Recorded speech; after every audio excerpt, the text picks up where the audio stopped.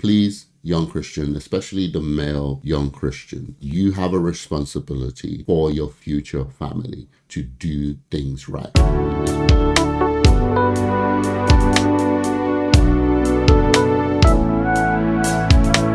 What's up, guys? Welcome back to my channel. Guys, before we check out today's video, please do me a favor, leave a like, comment, and subscribe to my channel. I'm trying to get to that 1,000 subscribers so I can become a YouTube partner. I hope you've been having a good day. Let's check out today's video. What do you think the biggest thing that guys struggle with is? Fatherless child. Fatherless, like not having a dad in their life. Like this, I'm being real. Right, like not having a father figure. No father figure. No father figure. And it's not even like no jokes, bro. My dad's in prison. somewhere in Florida. I don't know. My dad's doing drugs. Like, for real. And my dad's in prison. Like father figures are like. Overrated. It's something about like it was one guy that did take care of his kid. He had kids. He didn't take care of his disciples. We live in these like shitty areas with no father figure, bro. People like they have kids. Females expect them to know how to cheat, but they have a bell roll about to how to treat a female like.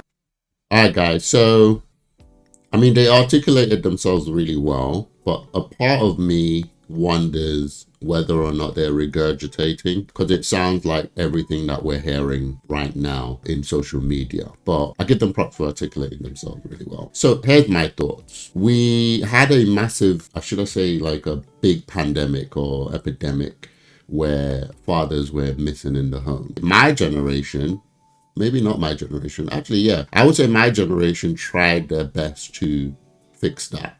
But unfortunately, the cycle does continue. But we had this whole epidemic of fathers being missing in the home. So it's only natural that you will start to see, or already, at least in the last decade, see the result of that, if that makes sense.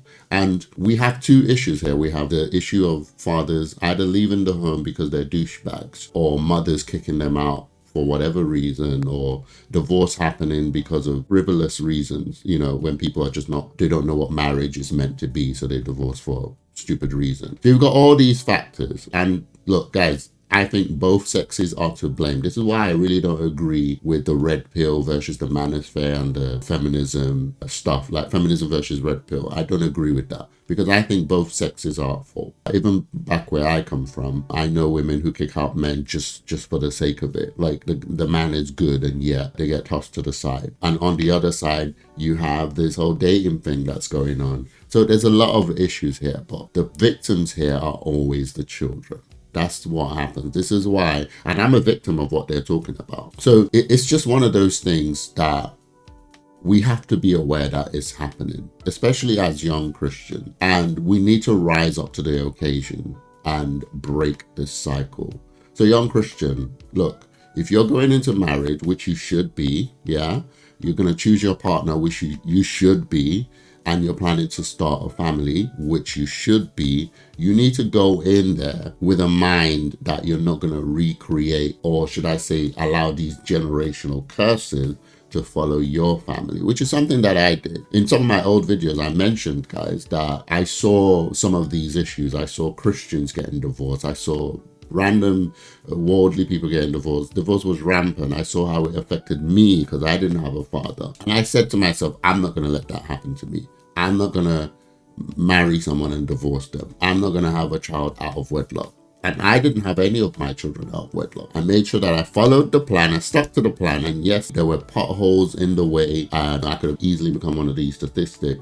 But God would have it that I escaped those things and got my own wife, married her, and then started having children. This is something I think should be a mandate for every young Christian. If you're going to follow this path, and I'm saying if and not you should, because even God himself gives us a choice. I don't want to sit here and say you have to get married. I do think that it's God's will that everyone is married, apart from and the Bible doesn't say that you choose to be these people who, should I say, the Enochs or whatever they call them. You don't choose that. You're called like literally from before you were born. So you don't just wake up and decide, I'm going to be a Paul, right?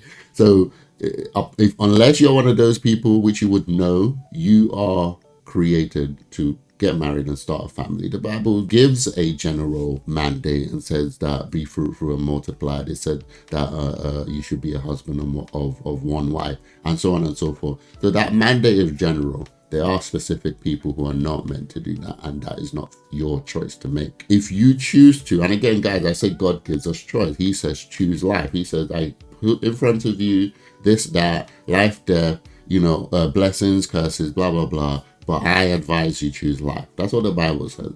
So you have a choice in everything that you do. So if you don't want to get married, it's your choice. This is why when I speak about women who say they don't want kids, I'm not basically trying to tell them, oh, okay, you're stupid. You shouldn't be saying that. No, what I'm saying is that don't make a stupid choice and then come and cry about it later, right? In other words, don't make choice out of emotions and just out of watching TikTok and watching Instagram, and then you base your entire life on it and then come back later and start crying. I'm saying that make informed choices, because there are people who decide to do things and they do not regret it. And you can't make choices frivolously because regret can be around the corner. So young Christians, especially the boys, look, this video is about you. Yes, we have single mothers, but I believe single mothers don't happen without the men leaving, right? Of course, I've mentioned that women do kick men out of the house, but we do have a majority of men who don't take their responsibility of looking after their kids seriously. Like starting off with sleeping around before you got married. Like that's a big issue. Christians are doing that, right? You get a girlfriend, you sleep with her, you break up, you go to the next, you sleep with her, you go to the next, you sleep with her. Christians are doing that. So starting with something as simple as that, all the way up to actually having a kid, but you're not around. All the way to even those who are married like me, we do it the right way, but we're not there. We're not present. That one is not that bad because you're still there, but it's just a little more that we need to do, which is that when we're home, we're present with the children. But yeah, guys, look, I know I've ranted enough about this. Please, young Christian, especially the male young Christian, you have a responsibility for your future family to do things right, because your children are going to ask you one day, what's your story? And you need to tell them, and you need to tell them the truth. You just can't afford to get it wrong. You can't afford to get it wrong. Choose your wife. That's your choice. God gave you the ability to choose your wife. Everything you do, God gave you the ability to choose.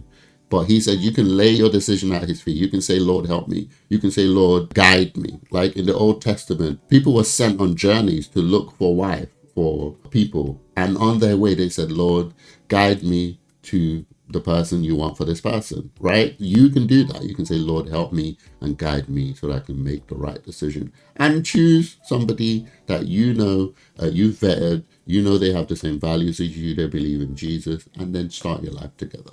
Don't create more fatherless homes. Guys, what do you think of what I'm saying? Do you agree with me? Do you think that actually, no, I'm wrong? And I was reading in some of the comments that, women were saying, well, you see, it's all father's fault, but they always blame the single mothers. I agree with that comment. I do agree with that comment. I believe majority of this issue is the men's fault. Yes, I know that there are homes that were broken up by the women, but I think when men stand up, and I'm not talking about all this like expectations that women are putting on men today. No. I'm talking about when men have integrity.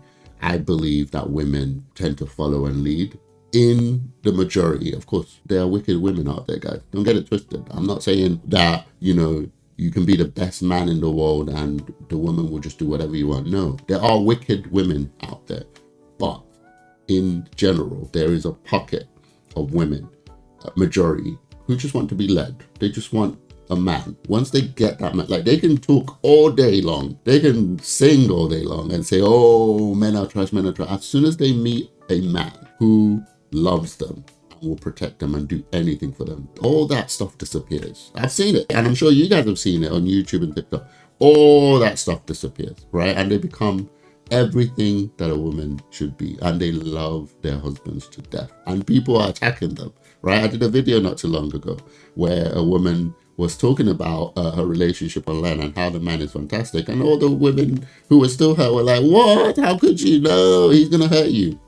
So I believe when men stand up, women do tend to love us. So I do believe this is the fault of men who were who were, you know, just sleeping around, just waste men and just doing whatever. Yes, women choose them as well. So women are at fault as well. Yeah. But I do think that men are the ones that take this brunt. And we talk about, you know, men being in prison and things like that. At the end of the day, yes, you know, there's injustice there, but we can't ignore the fact that, you know, some people did commit crime, right? It's true. Yes, there is injustice there. Don't get me twisted. But I still believe that some of these people committed those crimes. You can't just say, oh, percentage of men are incarcerated and ignore why they're being incarcerated. There will be a percentage of that was injustice, but there will also be a percentage of that was justified. But yeah, guys, let me know what you think in the comments below. Guys, remember I have a reaction channel. I react to trailers. I do some movie reviews over there, gaming reviews, and all of the shenanigans over there. Please go over there and give me a like, comment, and subscribe to that channel. And if you enjoyed my little rant today about fatherless homes and these young kids who are expressing themselves, please give me a like, comment, and sub. I'm trying to get to that 1,000 sub. I'd really appreciate your sub today. Thank you for watching my videos. I'll see you on my next one.